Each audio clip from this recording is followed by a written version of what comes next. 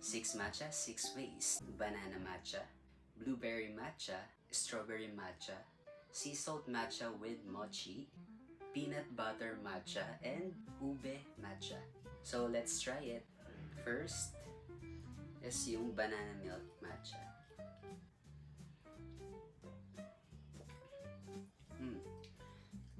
Masarap siya.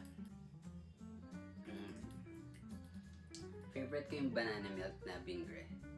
And favorite ko yung mako matcha.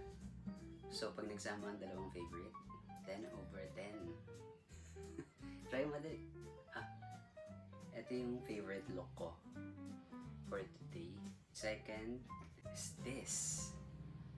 Next natin, blueberry matcha. Lasang matcha. Very subtle lang yung blueberry. So for this, I would rate it 7 over 10. So this basic strawberry matcha.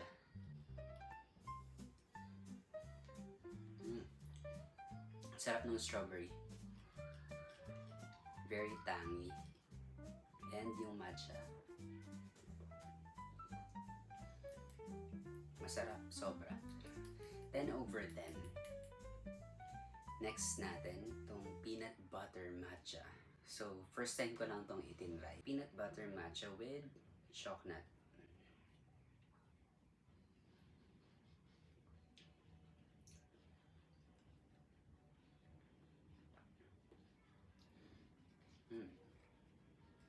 Hindi ko ganun ka-favorite yung peanut butter, pero I can rate it 9 over 10 kasi bagay siya sa matcha latte. Not super impressed, but I'm surprised. Wow. Sarap yung peanut butter na nagamit. Next is sea salt cream with mochi. Tikman natin yung sea salt na.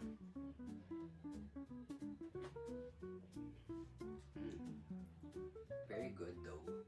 Hulihin natin yung mochi.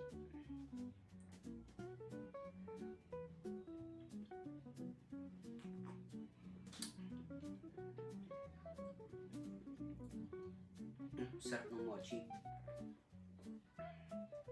Sarap ng matcha. 15 over 10 kasi favorite ko talaga yung sea salt cream and yung mochi and yung matcha. So 15 over 10 kasi tatlong favorite ang nagsama sa isang drink. This beautiful ube matcha. It looks good. Let's try it.